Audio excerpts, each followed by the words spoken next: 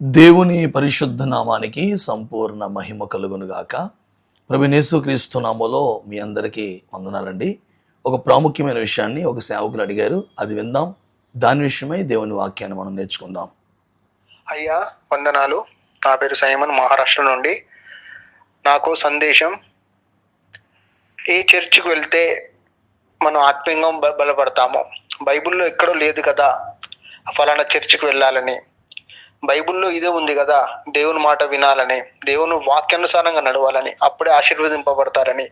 మరి ఎక్కడ రాసి ఉంది బైబిల్లో క్యాథలిక్ చర్చ్ వెళ్ళకూడదు, అందులో బలపడకూడదు, లేకపోతే అపోస్తల చర్చికి వెళ్తేనే బలపడతారు అని ఈ రుజువులు దయచేసి చూపించగలరు?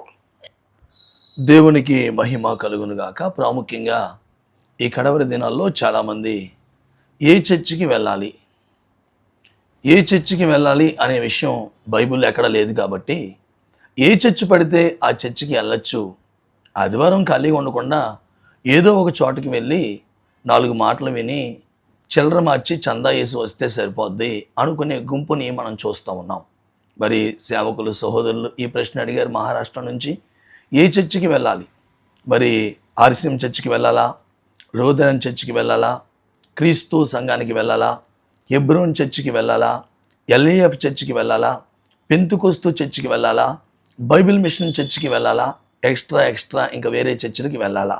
అనేకులు ఉన్న పెద్ద డౌట్గా ఇది మనం గమనించగలుగుతూ ఉన్నాం.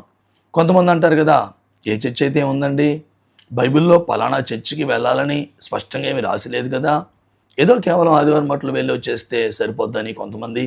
మరి కొంతమంది అయితే వారానికి ఒక చర్చు, వారానికి వారు ఒక చర్చు, అంటే ఒక చర్చిలో వారు స్థిరంగా ఒక సావాసంలో నాటపడకుండా వారానికి ఒక్కొక్క వారం ఒక్కొక్క చర్చికి వెళ్తూ వారు తిరుగుతూ ఉండేవారిని మరి కొంతమందిని మనం చూస్తూ ఉంటాం. బ్రదరా, కొంతమంది అయితే మా ముత్తాతకి ఆ చర్చిలోనే సభ్యత్వం ఉంది, మా తాతయ్య గారికి ఆ చర్చిలోనే సభ్యత్వం ఉంది, మా నాన్నగారికి ఆ చర్చిలోనే సభ్యత్వం ఉంది, కనుక మేము ఆ చర్చికే వెళ్తాం అన్నట్టుగా తమ పితరులు ఎవరో వెళ్ళారు కాబట్టి వీరు కూడా అదే చర్చికి వెళ్ళిపోతూ ఉన్నారు.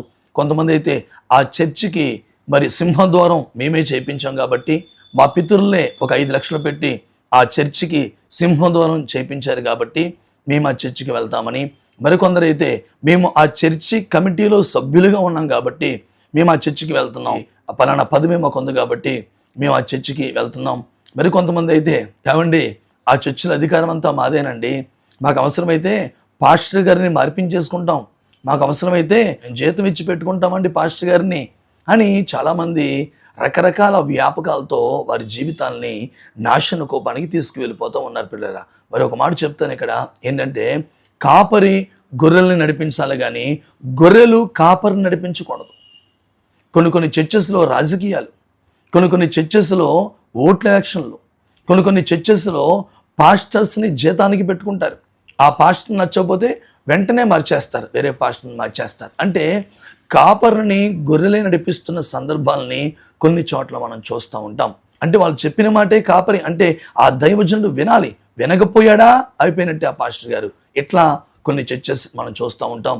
ఆ చర్చెస్లో మాకు అధికారం ఉంది కాబట్టి, మా పితరుల నుంచి ఆ కమిటీలో మేమే సభ్యులం కాబట్టి, మాకు పదవులు ఉన్నాయి కాబట్టి ఆ చర్చికి వెళ్తున్నాం. ఇదంతా కూడా ఒక గుంపుగా మనం చూస్తున్నాం. మరో గుంపు ప్రియులరా ఎలా ఉంటారంటే, మా చర్చే కరెక్టు, అందరికంటే ముందు పుట్టిందే రోమన్ క్యాథలిక్ మా సంఘమే, లేదు విప్లవాన్ని సృష్టించింది, ప్రజల్ని ఎడ్యుకేట్ చేసింది లోదరన్ గారు కాబట్టి మా చర్చే కరెక్ట్ అని లోదరన్ సంఘవారు. క్రీస్తు సంఘవారు అయితే బైబిల్లో మా పేరు ఉంది కాబట్టి క్రీస్తు సంఘం కాబట్టి మాదే కరెక్ట్ చర్చు. మరొకరు లేదు హెబ్రోన్ సంఘమే కరెక్టు, మా చర్చే కరెక్టు. కొంతమంది లేదు ఎల్ఏఎఫ్ చర్చే, మా చర్చే సూపరు. కొంతమంది లేదు పెంతుకోస్తు చర్చ్ మాదే కరెక్టు, పెంతుకోస్తు చర్చ్ బైబిల్లో ఉంది కాబట్టి మాదే కరెక్ట్. కొంతమంది అయితే దేవదాసయ్య గారికి బయలుపరిచినటువంటి బైబిల్ మిషన్ చర్చ్ మాదే కరెక్టు, బైబిల్ మిషన్ చర్చిలో ఉంటేనే రాకొల్లా ఎత్తబడతారని, ఇలా ఎవరికి నచ్చినట్లుగా ఎవరికి తోచినట్లుగా వారు చేసుకుంటూ వెళ్ళిపోతున్నారు. ప్రియమైన దేవుని బిడ్డలారా, ఈ సహోదరుడు ఈ ప్రశ్న వేశాడు కాబట్టి తప్పకుండా వాక్యాధారాలతో నేను తప్పకుండా ఈ విషయాలు బైబిల్ లేఖనాల నుంచి మీకు స్పష్టంగా జాగ్రత్తగా మీకు చూపెడతా ఉంటాను. పూర్తిగా వినకపోతే ఏ విషయాన్ని మనం నేర్చుకోలేం. విధేయత కలిగి వినకపోతే మనం ఎప్పటికీ అజ్ఞానులుగానే ఉండిపోతాం. కనుక సమయాన్ని కేటాయించి కొద్దిగా లాంగ్ లెంత్ అయినా తప్పకుండా ఈ వీడియోని మీరు చూడండి. ఈ వీడియో మరి అనేకులకి షేర్ చేయండి. ఈ కడవరి దినాల్లో ఇది చాలా ప్రాముఖ్యమైన సందేశం, అనేకులకు ఉపయోగపడే ఒక శ్రేష్టమైన ఉపదేశాన్ని ప్రభు ఈ దినమందు మనతో మాట్లాడబోతున్నారు. ప్రియమైన దేవుని బిడ్డలారా, ఎంతో ప్రయాసతో ప్రార్థనాపూర్వకంగా వాక్యాధారాలతో ఎంతో కష్టపడుతూ ప్రభు సన్నిధిలో ప్రార్థనాపూర్వకంగా ఈ వీడియోస్ సిద్ధపరుస్తూ ఉన్నాం. ఈ వీడియోస్ని చేస్తూ ఉన్నాను. మరి ఈ వీడియోస్ని చేస్తున్నప్పుడు నాకు ఎన్నో ఆటంకాలు వస్తున్నాయి. అయినప్పటికీ సర్వసత్యం ప్రజలలోకి వెళ్ళాలి, సర్వసత్యం క్రైస్తవ సంఘం, సార్వత్రిక సంఘం గుర్తించాలి అనే ప్రయాసతోనే ఈ యొక్క శ్రేష్టమైన అపోస్తుల బోధ కొరకు, అప్పగించబడినటువంటి బోధ కొరకు పోరాడుతున్నాం. తప్పక ఈ ఛానల్ని సబ్స్క్రైబ్ చేయండి, అనేకులకి ఈ ఛానల్ని పరిచయం చేయండి, ఈ ఛానల్ని మీరు ప్రోత్సహించండి, ఈ వాక్యాలని అనేకులకి షేర్ చేయండి. మీకు ఈ సబ్జెక్ట్ నచ్చితే ఒక లైక్ చేయండి. ప్రభు మిమ్మల్ని, మీ కుటుంబాలని దీవించి ఆశీర్వదించునుగాక. పిల్లలారా, మరి బైబిల్ లేఖన ప్రకారంగా ఏ చర్చికి వెళ్ళాలి? ఏ చర్చికి వెళ్ళాలి? ఆర్సీఎం చర్చికి వెళ్ళాలా? లూథరన్ చర్చికి వెళ్ళాలా? క్రీస్తు సంఘానికి వెళ్ళాలా? హెబ్రోన్ చర్చికి వెళ్ళాలా? ఎల్ఏఎఫ్ చర్చికి వెళ్ళాలా? పెంతుకొస్తు చర్చికి వెళ్ళాలా? బైబిల్ మిషన్ చర్చికి వెళ్ళాలా? ఏ చర్చికి వెళ్ళాలి అనే విషయాన్ని మనం గమనించినట్లయితే దేవుని లేఖనాల్లో ప్రియమైన దేవుని ప్రజలారా, అపోస్తుల కార్యాల గ్రంథం 2వ అధ్యాయం 37వ వచనం నుంచి 47వ వచనం దాకా ఉన్న మాటలు. అపోస్తుల కార్యాల గ్రంథం 2వ అధ్యాయం 37వ వచనం నుండి 47వ వచనం దాకా ఉన్న మాటల్లో శ్రేష్టమైన కొన్ని గూఢమైన భావాలు పరిశుద్ధాత్ముడు రాయించాడండి. ఈ బ్రదర్ అంటున్నారు, బైబిల్లో ఏ చర్చికి వెళ్ళాలో రాసి లేదు కదండి, కేవలం దేవుని ఆజ్ఞల్ని పాటిస్తే చాలు కదా, నచ్చినట్లుగా వారానికి ఏ చర్చికి పడితే ఆ చర్చికి వెళ్తే సరిపోద్ది కదా, కేవలం ఏదో వెళ్ళొచ్చేస్తే సరిపోద్ది కదా, ఒక సామాసంలో స్థిరంగా ఉండక్కర్లేదు అన్నట్టుగా ఈ సహోదరులు మాట్లాడారు. లేదండి, బైబిల్లో స్పష్టంగా తెలియపరుస్తున్నాడు. ఏమని తెలియపరుస్తున్నాడో మనం చూస్తే ఆ 2వ అధ్యాయంలో మనం అలా చూస్తే క్రిందకు వస్తూ ఉంటే మరి 40వ వచనంలో అనేకులు అక్కడ మనం చూస్తాం, మరి మారు మనస్సు పొంది బాప్తిసము పొంది సంఘములో చేర్చబడ్డారు. దాదాపుగా 3000 మంది సంఘములో చేర్చబడ్డారు. అది ఏ సంఘం? 42వ వచనంలో అపోస్తులుల బోధ, అపోస్తులుల సహవాసము. అంటే ఏ చర్చ్ పడితే ఆ చర్చ్ కాదు. అలాగని చెప్పి అపోస్తుల చర్చ్ అని బోర్డు పెట్టేసినంత మాత్రాన కాదండి. శ్రద్ధగా వినండి, జాగ్రత్తగా వినండి. ఈ 37వ వచనం నుంచి 47వ వచనం దాకా మొత్తం అపోస్తుల చర్చిలో ఉన్న 21 విషయాల్ని మీకు ఇప్పుడు నేను తెలియపరుస్తాను. టక్ అని చెప్పేస్తానండి. ఈ 21 విషయాలు ఖచ్చితంగా ఏ చర్చిలో ఉంటాయో ఆ చర్చిలోకి వెళ్తే వాళ్ళు సంపూర్ణ సిద్ధిని పొంది ప్రభు రాకడలు ఎత్తబడి దేవుని ఉన్నతమైన మహిమగల రాజ్యములో ఉన్నతమైన బహుమానం పొందుకుంటారు. అపోస్తుల కార్యాల గ్రంథం 2వ అధ్యాయం 37 నుంచి 47 దాకా. మొట్టమొదటిగా మనం చూస్తే 37వ వచనం నుంచి వచనం చెప్పే సమయం ఉండదు కనుక ఆ పాయింట్ మాత్రమే చెప్తానండి, శ్రద్ధగా వినండి. మొట్టమొదటిగా నీవు వెళ్ళే చర్చిలో కఠినమైన బోధ ఉండాలి. అంటే నీ హృదయాన్ని ఆనందపరిచి, నిన్ను పొగిడేసి, నిన్ను సంతోషపరిచేసి పంపించే బోధ కాసుమా. పేతురు నిలవబడి వాక్యాన్ని బోధిస్తుంటే వాళ్ళ హృదయాలు నచ్చబడ్డాయి. కిందన పుట్నోట్లో ఇచ్చాడు ఏంటి, వారి హృదయములు నరకబడ్డాయి. హృదయం గాయమైపోయింది. అంటే వారు చేస్తున్న తప్పేంటో స్పష్టంగా పేతురు ఎత్తి చూపించి వారు చేసిన తప్పుని పేతురు ఖండించి గద్దించి వాళ్ళ హృదయాన్ని రేపాడంతే. హృదయాన్ని సంతోషపెట్టలేదు, ప్రజల్ని పొగడలేదు. ఈరోజు చాలా సంఘాల్లో ప్రజల్ని పొగుడుతారు. ఖండితమైన బోధ, హృదయాన్ని నొప్పించే బోధ, హృదయాన్ని గాయపరిచే బోధ లేని చోటుకి నువ్వు వెళ్తే నిత్య జీవాన్ని నువ్వు పొందలేవు, దేవుని రాజ్యంలో ప్రవేశించలేవు. అంటే నువ్వు వెళ్ళే చర్చిలో మొట్టమొదటిగా ఖండితమైన కఠినమైన హృదయమును నొప్పింపజేసే గాయపరిచే బోధ స్పష్టంగా ఆ చర్చిలో ఉండాలి. రెండోదిగా ప్రియులారా, మనం చూస్తాం కదా, ఆ క్రిందకు వస్తే రెండవదిగా నువ్వు వెళ్ళే చర్చిలో ఖచ్చితంగా మారు మనస్సు కొరకు ఖచ్చితంగా బోధించాలి. మార్పు చెందు, మారు మనస్సు పొందు. యోహాను గారిని చూడండి, బాప్తిస్మ ఇచ్చే యోహాను ఏమన్నారు? పరలోక రాజ్యము సమీపించుచున్నది, మారు మనస్సు పొందని అన్నారు. యేసుక్రీస్తు ప్రభువారు సువార్త ప్రారంభంలో ఏమన్నారు? దేవుని రాజ్యము సమీపించి ఉన్నది, మారు మనస్సు పొందండి. అంటే రెండవది, నువ్వే చర్చికి వెళ్తున్నావో ఆ చర్చిలో ఖచ్చితంగా మారు మనస్సు కొరకు బోధించబడాలి. దైవ చిత్తానుసరమైన దుఃఖము రక్షణార్థమైన మారు మనస్సును కలగజేస్తుంది. పౌలు కొరింథీయులకు రాసిన 2వ పత్రిక 7వ అధ్యాయం 10వ వచనంలో. అంటే దైవ చిత్తానుసరమైన దుఃఖం నీకు తెలియపరచబడాలి. పశ్చాత్తాపంతో నీ పాప జీవితాన్ని దైవ సన్నిధిలో ఒప్పుకుని విడిచిపెట్టి మారు మనసు పొందాలి. ఏ విషయాల్లో నీకు మార్పు లేదో ఆ విషయంలో నువ్వు మారు మనసు పొందాలని ఖండితంగా నీకు బోధించే మారు మనసును కొరకైన బోధ స్పష్టంగా నువ్వు వెళ్ళే చర్చిలో ఉండాలి. మూడవదిగా ప్రియులారా, మనం చూస్తాం, నువ్వు వెళ్ళే చర్చిలో ఖచ్చితంగా నీటి బాప్తిసము కొరకైన బోధ, నీటి బాప్తిసమును ఖచ్చితంగా నీటి బాప్తిసమును ఒప్పుకున్న సేవకుడే ఉండాలి, ఒప్పుకున్న సంఘమై ఉండాలి. చాలామంది అంటారు, ఏం కాదులండి, చిలకరింపిస్తే సరిపోద్దులండి, పిత్ర పుత్ర పవిత్రాత్మనామంలో అని అలా అలా అలా జల్లేస్తారు వాళ్ళు. కాదండి, స్పష్టంగా తెలియపరుస్తున్నాడు, నువ్వే చర్చికి వెళ్తున్నావో ఆ చర్చిలో బాప్తిసముల కొరకైన బోధ ఉండాలి. నీటి బాప్తిసము కొరకైన బోధ స్పష్టంగా ఉండాలి. ఎందుకంటే రోమాపత్రిక 6వ అధ్యాయం మనం చూస్తాం, బాప్తిసములో మరణ పునరుద్ధానాలు కనబడాలంట. వారు మారు మనసు పొంది పాప క్షమాపణ నిమిత్తం బాప్తిసం పొందడానికి వచ్చినప్పుడు వారి నీటిలోనికి తీసుకువెళ్ళి వెనక్కి అలా ముంచి వారిని లేపినప్పుడు ఆ నీటిలో వారు అలా బాప్తిసం పొందుతున్న ఆ కార్యములో మరణ పునరుద్ధానాలు సాదృశ్యం కనబడాలి. కాబట్టి యేసుక్రీస్తు ప్రభువుని మనం చూస్తే యోహాను సువార్త 3వ అధ్యాయంలో మనం చూస్తాం, ఒక అద్భుతమైన మాట విజ్ఞాపకం చేస్తాను. 22-23 వచనాలు. ఎవరికి ఈ లోతైన విషయాలు సరిగ్గా గ్రహించుకోలేకపోతున్నారండి. చాలా స్పష్టంగా యేసు ప్రభువు చెప్పారు. అటు తర్వాత యేసు తన శిష్యులతో కూడా యోదయ దేశమునకు వచ్చి అక్కడ వారితో కాలము గడుపుచు బాప్తిసం ఇచ్చుచూ ఉండని. యేసయ్య బాప్తిసం ఇస్తున్నాడు. ఎక్కడిచ్చాడైనా? కొన్ని నీళ్ళున్న చోటని ఇచ్చాడా? తక్కువ నీళ్ళున్న చోటని ఇచ్చాడా? గ్లాసులో నీళ్ళు పట్టుకుని పిత్ర పుత్ర పవిత్రాత్మ అన్నాడైనా? చూడండి 23వ వచనం. సలీము దగ్గరనున్న ఐనునను స్థలమున నీళ్లు విస్తారముగా ఉండెను గనుక యోహాను కూడా అక్కడ బాప్తిసం ఇచ్చుచు ఉండెను. జనులు వచ్చి బాప్తిసము పొందిరి. అంటే యేసు ప్రభువారు అలాగే యోహాను వీళ్ళందరూ ఎక్కడిచ్చారు బాప్తిసం? నీళ్లు విస్తారంగా ఉన్న చోటనిచ్చారు. పిలుపును కూడా మనం చూస్తే ఆ రథం మీద వారిద్దరు వెళ్తూ క్రీస్తుని గురించిన మాట ఆర్థిక శాఖ మంత్రికి తెలియపరిచినప్పుడు, నీళ్లు విస్తారంగా ఉన్న చోటుకు వచ్చినప్పుడు వెంటనే ఆయన అంటాడు కదా, ఆర్థిక శాఖ మంత్రి, నీళ్లున్నాయి, ఇదిగో నీళ్లున్నాయి కనుక నాకు బాప్తిసం ఇమ్మని అక్కడ పిలుపుని కోరుతాడు. మూడవది, నువ్వే చర్చికి వెళ్తున్నావో ఆ చర్చిలో ఖచ్చితంగా నీటి బాప్తిసము కొరకైన బోధ ఉండాలి. నాలుగవదిగా పరిశుద్ధాత్మ నింపుదల కొరకైన బోధ ఉండాలి.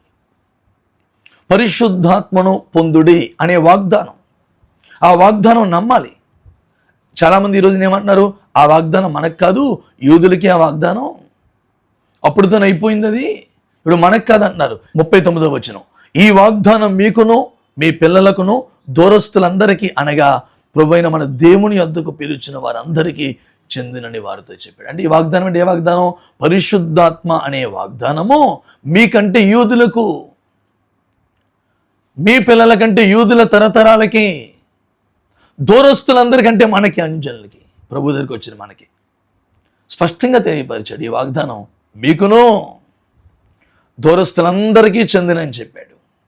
అంటే మీరు వెళ్ళే చర్చిలో పరిశుద్ధాత్మని నమ్మాలి, పరిశుద్ధాత్మ నింపుదలని నమ్మాలి, పరిశుద్ధాత్మ వాగ్దానాన్ని నమ్మాలి, పరిశుద్ధాత్మను గురించిన బోధలు జరగాలి, పరిశుద్ధాత్మను గురించిన వివరణ స్పష్టంగా తెలియజేసే చర్చిలోకి నువ్వు వెళ్ళాలి. ఐదవదిగా మనం చూస్తాం పిల్లరా, ఖచ్చితంగా అక్కడ వేరుబాటు జీవితం కొరకు బోధించబడాలి. నువ్వు వెళ్ళే చర్చిలో ఖచ్చితంగా ప్రత్యేకంగా ఉండాలి. మనం లోకంతో కలిసిపోవడానికి వీల్లేదు, లోక సంబంధమైన కార్యాలతో జీవించడానికి వీల్లేదు, లోకస్తులతో బ్రతకడానికి వీల్లేదు. యాకోబు పత్రిక 1:27 నిజమైన భక్తి ఏంటంటే ఈ లోక మాలిన్యమును అంటనిచ్చుకోకుండా ఉన్నట్టే నిజమైన భక్తిని స్పష్టంగా దేవుడు తన లేఖనాలు తెలియపరుస్తున్నాయి. లోక స్నేహాలకి దూరంగా ఉండాలి, ప్రత్యేకంగా ఉండాలి. క్రైస్తవుడంటే, క్రీస్తుని అంగీకరించినవాడంటే, క్రీస్తుతో పెనవేయబడినవాడంటే, మారు మనసు పొంది బాప్తిసం పొందినవాడంటే వేరుబాటు జీవితం కలిగి ఈ లోకానికి వేరై రక్షణ పొందే ఒక వేరుబాటు జీవితం, ఒక ప్రత్యేకమైన జీవితం, సపరేషన్, ఒక ఆత్మ సంబంధమైన ప్రత్యేకత కలిగిన వాడిగా మన జీవితాల్లో మనం ముందుకు సాగే బోధ ఖచ్చితంగా ఆ సంఘములో ఉండాలి. ఆరోదిగా మనం చూస్తాం ప్రియులారా, మరి రక్షణ పొందండి అని హెచ్చరించాడండి పేతురు. అక్కడ మూర్ఖులకి తన వరకు మీరు వేరై రక్షణ పొందండి అని హెచ్చరించాడు. అంటే 6వది, నువ్వు వెళ్ళే చర్చిలో ఖచ్చితంగా హెచ్చరికలు ఉండాలి. నువ్వు వింటున్న వాక్యములో ఖచ్చితంగా హెచ్చరికలు ఉండాలి. రక్షణ కొరకైన హెచ్చరిక ఉండాలి. మీ ఇష్టం, రక్షించబడితే రక్షించబడండి, లేకపోతే మీ ఇష్టం అనకూడదు. ఎబ్రీ పత్రిక 2:4 ఏం చెప్పాడు? ఇంత గొప్ప రక్షణను మీరు నిర్లక్ష్యం చేస్తే ఎలాగో తప్పించుకుంటారు అన్నాడు పౌలు సంఘంతో. అంటే రక్షణ కొరకైన హెచ్చరిక ఖచ్చితంగా ఆ చర్చిలో ఉండాలి. తర్వాత ప్రియులారా మనం చూస్తాం 7వదిగా, మరి ఆ చర్చిలో చేర్చబడ్డారంటే కలిసి ఉండాలి, కలిసి ఉండాలి. నమ్మకంగా ఒక సహవాసములో కట్టబడిన వారింగా, నమ్మకంగా ఒక సహవాసంలో స్థిరపరచబడిన వారింగా, ఒక సహవాసంలో మీరందరూ కలిసి ఉండండి. చర్చ్ అంటే రకరకాల జనాలు వస్తారు. ఎవరి మట్టుకు వాళ్ళు వచ్చేసి ఎవరి మట్టుకు వాళ్ళు వెళ్ళిపోయి, లేకపోతే కొంతమందికి నచ్చిన వాళ్ళతో సహవాసం చేస్తూ గ్రూప్ ఇజాల సంఘాల్లో చర్చెస్లో తగలబడినట్లుగా ఉండకూడదు. కలిసి ఉండాలి. చేర్చబడ్డారు ఆ 3000 మంది. అలాగూ అనేకులు కలిసి ఉండే ఒక బోధను ఆ చర్చిలో ఉండాలి. 8వదిగా మనం చూస్తాం ప్రియులారా, మరి బోధ అందించబడాలి, అపోస్తులు బోధ అందించబడాలి. కానీ ఈ రోజున చాలా చర్చెస్లో బోధ అందించబడడం లేదండి. ఏమందించబడుతున్నాయి అంటే కల్పనా కథలు ఎక్కువైపోయినాయి, స్టోరీస్ ఎక్కువైపోయినాయి, చారిత్రక విషయాలు చాలా ఎక్కువైపోయినాయి. వాక్యం ప్రకటించబడడం లేదు, కల్పనా కథలు. అంటే నువ్వు ఏ చర్చికి వెళ్ళాలి? కల్పనా కథలు ఉండే చర్చికి కాదు. కల్పనా కథలు లేకుండా వాక్యపు బోధ, ఉన్న బోధ ఉన్నట్టుగా బోధించే చర్చిలోనికి నువ్వు వెళ్ళాలి. ఆ చర్చిలో నువ్వు స్థిరపడాలి. కల్పనా కథలు కదా, ఎంత కమ్మటి మాటలు చెప్తున్నాడో, ఎంత బాగా చెప్తున్నాడో పాస్టర్ గారు, ఎంత మంచిగా ఉన్నాయో, ఎంత భలే నవ్వేస్తున్నాడే, భలే మాట్లాడుతున్నాడు కదా అని నువ్వు వెళ్ళిపోకూడదు. ఎట్టి పరిస్థితుల్లో వెళ్ళకూడదు. బోధలో స్థిరపరచబడాలి. అంటే పౌలు తిమోథీ రాసిన 2వ పత్రిక 4:4 3వ మనం చూస్తాం, జనులు హితబోధను సహింపక దురద చెవులు కలిగిన వారై ఇష్టానుసారంగా బ్రతుకుతున్నారు అనే భయంకరమైన స్థితిని మనం చూస్తాం. కనుక ప్రియులారా మనం చూస్తాం, ఖచ్చితంగా నువ్వు వెళ్ళే చర్చిలో బోధ ఉండాలి, కల్పనా కథలు ఉండకూడదు. 9వదిగా తరచుగా సహవాసం ఉండాలి. తరచుగా అంటే కేవలం ఏదో ఆదివారం మాత్రమే వెళ్ళి వచ్చేసి అలాంటి చర్చి కాదు. ఏదో వారానికి 2-3 కార్యక్రమాలు గూగుల్ మీట్లో ప్రార్థనలో మిమ్మల్ని పురుగొల్పుతూ, సేవకురాల సమక్షంలో మీ ఆత్మీయ జీవితాలు ఏ విధంగా ఉన్నాయి, మీ పరిస్థితులు ఏ విధంగా ఉన్నాయి, వారిని మనం చూస్తే తరచుగా వారు సహవాసము కలిగి ఉన్నారట. తరచుగా వారు సహవాసం కలిగి ఆత్మ సంబంధంగా బలపడుతూ ఉన్నారు. కాబట్టి ఎబ్రీ పత్రిక 10:24 చెప్తున్నాడు కదా. ఎబ్రీ పత్రిక 10:24 ఆ దినము సమీపించుట చూచిన కొలది మీరు ఎక్కువగా కూడుకోండి, ఒకరిని ఒకరు హెచ్చరించుకోండి, పురుగొల్పుకోండి, ప్రేమ చూపుటకును సత్కార్యాలు చేయుటకును అనే స్పష్టమైన లేఖనాలు తెలియపరుస్తున్నాయి పిల్లరా. అంటే నువ్వు 9వదిగా ఎటువంటి సంఘానికి వెళ్ళాలి, ఎటువంటి చర్చిలో ఉండాలి నీవు అంటే తరచుగా సహవాసం కలిగిన చర్చిలో ఉండాలి. కేవలం ఆదివారం మాటలే కాదు, ఆదివారం మాటలే ప్రార్థన పెట్టే స్థితిలో ఆదివారం వస్తే చాలు, మీరు సండే వస్తే చాలు, ఒకవేళ సండే మీకు దూరం అయిపోతే మీరు రాకపోయినా పర్లేదు, మా లైఫ్ ఫాలో అయిపోతే చాలు అనేదంతా కూడా దుర్బోధ. అట్లాంటి చర్చిలో ఉండకూడదు. 10వదిగా మనం చూస్తాం పిల్లరా, రొట్టె విరుచుట. ఈ రొట్టె విరిచినప్పుడు శుద్ధీకరణ ప్రార్థన పెట్టి యోగ్యముగా రొట్టె తీసుకోండి, యోగ్యముగా ప్రభు శరీరములో ప్రభు రక్తములో పాలిభాగస్థులం అండి. పౌలు కొరింథీయులకు రాసిన 1వ పత్రిక 11వ అధ్యాయంలో స్పష్టంగా చెప్పాడు. అయోగ్యంగా మీరు తీసుకోవద్దు, యోగ్యంగా మీరు తీసుకోండి. 27వ వచనములో మీరు యోగ్యంగా తీసుకోండి, అయోగ్యంగా మీరు తీసుకోవద్దు అంటే నువ్వు వెళ్ళే చర్చిలో ఎలా పడితే అలా రొట్టె ఇచ్చేసి, ఎలా పడితే ప్రభు శరీరం ప్రభు రక్తం నీకు ఇచ్చేసే విధంగా ఉండకూడదు. నిన్ను యోగ్యపరిచి కఠినమైన బోధతో, నిన్ను శుద్ధీకరించే బోధతో యేసు ఎలాగైతే వాక్యముతో వారిని ఉదికేశాడో, అలా నిన్ను ప్రేమించిన సేవకుడు వాక్యంతో నిన్ను శుద్ధీకరించి నీకు ప్రభు శరీరాన్ని రక్తాన్ని ఇచ్చే సేవకుడు కలిగిన చర్చిలో నీవు ఉండాలి. స్తోత్రం కలుగును గాక. 11వదిగా మనం చూస్తాం కదా, మరి ఎటువంటి చర్చిలో నీవు ఉండాలి? ప్రార్థనలో నిన్ను ప్రోత్సహించే చర్చిలో ఉండాలి. ఎడతెగని ప్రార్థన చేయండి అని ప్రార్థన సేవకులు చేయడం, సేవకురాలు ప్రార్థన చేయడం, 2 ప్రార్థన చేయించడం, 3 నేను అంటాను కదా, కన్నీరు గార్చే దైవజనుడు కలిగిన చర్చిలో నీవు ఉండాలి. నీ కుటుంబ క్షేమం కోసం, నీ గ్రామ క్షేమం కోసం, నీ దేశ క్షేమం కోసం కన్నీరు గార్చే, నీ బిడ్డల క్షేమం కోసం, నీ భర్త క్షేమం కోసం, నీ అన్ని పరిస్థితుల కోసం, నీ ఆధ్యాత్మిక క్షేమం కోసం నీవు క్షేమాభివృద్ధి పొందినట్లు నీ కోసం కన్నీరు గార్చే దైవజనుడు ఉన్న చర్చిలో నీవు ఉండాలి. ఎడతెగని ప్రార్థన. 12వ విషయాన్ని మీరు మనం జ్ఞాపకం చేసుకుంటే, దేవుని భయం కోసం బోధించే చర్చిలో నీవు ఉండాలండి. దేవుడు అంటే ఒక భయం కలిగి బ్రతుకు. భయం విడిచి విడిగా పాపం చేయొద్దు. ప్రసంగిలు అంటారు, 8వ అధ్యాయంలో మనం చూస్తాం కదా, భయం విడిచి మానవుడు ఇష్టానుసారంగా పాపం చేస్తున్నాడంట. భయం విడిచి. కాబట్టి 12వది దేవుని భయం కోసం బోధించే చర్చిలో నీవు ఉండాలి. అలాగే 13వదిగా మహత్కార్యాలు, సూచిక కార్యాలు నమ్మే చర్చిలో నీవు ఉండాలి. ఏ చర్చిలో ఉండాలి? మహత్కార్యాలు, సూచిక కార్యాలు, అద్భుత కార్యాలు, స్వస్థతలు ఇవన్నీ నమ్మాలి. నువ్వు విశ్వసించిన బిడ్డగా ఉండాలి. ఈరోజు చాలా మంది ఏం లేవు, ఆ అపోస్తులతో ఆగిపోయినాయి. అట్లాంటి చర్చిలో కదా నువ్వు ఉండవలసింది. మహత్కార్యాలు, సూచిక కార్యాలు, అద్భుతాలు, స్వస్థతలు ఉన్నాయి అనే నమ్మే, అట్లాగా అద్భుతాలు జరిగే చర్చిలో నీవు ఉండాలి. ఆశ్చర్యకరాలు జరగాలి నువ్వు వెళ్ళే సావాసంలో. దేవుడు ఆ సావాసంలో అద్భుత కార్యాలు చేయాలి, స్వస్థత కార్యాలు చేయాలి, మహోన్నతమైన కార్యాలు దేవుడు చేయాలి. ఆయన చేయడానికి శక్తిమంతుడైన దేవుడు. తర్వాత ప్రియులారా మనం చూస్తాం 14వదిగా ఆ చర్చిలో సమానత్వం మనకు కనబడాలి. అంటే ఆ దైవజనులు అందరినీ సమానంగా చూడాలి. ఏ చర్చిలో ఉండాలంటే అందరినీ సమానంగా చూసే సేవకుడు కలిగిన చర్చిలో ఉండాలి. డబ్బు ఉన్నవారిని ఒకలాగా, డబ్బు లేని ఒకలాగా చూసే చర్చిలో కాదు. సమానత్వం, వాళ్ళందరూ సమిష్టిగా, ఏకముగా, సమిష్టి కలిగిన వారిగా, ఒకే సమానత్వం కలిగిన వారిగా వారి జీవితాల్లో వారు ఉన్నట్లుగా మనం చూస్తున్నాం. అలాగే ప్రియులారా 15వదిగా మనం చూస్తే ఆ చర్చిలో పంచిపెట్టే తత్వం ఉండాలి. పంచిపెట్టే తత్వం. మొత్తం దాచేసుకునే చర్చిలో కాదు. పంచిపెట్టే తత్వం, నిరుపేదలకి సహకరించే తత్వం, కష్టాల్లో ఉన్న వారికి సహాయం చేసే తత్వం, పంచిపెట్టే తత్వం కలిగిన చర్చిలో నీవు ఉండాలి. 16వదిగా మనం చూస్తాం కదా, ఏక మనస్సు కలిగిన చర్చిలు. అంటే సంఘం అంతటికి. చాలా చర్చిలో సేవకుడు మనసు వేరు, సంఘం మనసు వేరు. అలా ఉండకూడదు. ఒక్కొక్క విశ్వాసి మనస్సు కలిసిన వారై దైవ సన్నిధిలో సాగాలి. రోమాపత్రిక 15వ అధ్యాయం 5వ వచనంలో అదే దేవుని చిత్తం అన్నాడు. మనస్సు కలిసిన వారై మీ జీవితాల్లో మీరు ముందుకు నడిపించబడాలని స్పష్టంగా చెప్పే. 17వదిగా మనం చూస్తాం ప్రియులారా, దేవుణ్ణి స్తుతించే సంఘముగా ఉండాలి. అంటే వెళ్ళే చర్చిలో ఎల్లప్పుడూ దేవుణ్ణి స్తుతించాలి. అక్కడ తెలియపరుస్తున్నాడు. మౌనంగా వెళ్ళి మౌనంగా వచ్చేయడం కాదు. దేవుణ్ణి స్తుతించే చర్చిలో ఖచ్చితంగా నీవు ఉండాలి. దేవుణ్ణి స్తుతించే చర్చిలో ఉండాలి.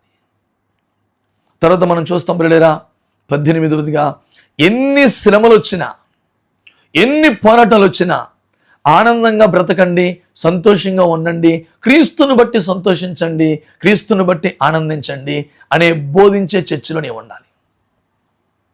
శ్రమలు వచ్చినా తట్టుకోవాలి, ఓర్చుకోవాలి. శ్రమల్లో మన నమ్మకత్వాన్ని రుజువుపరుచుకోవాలి.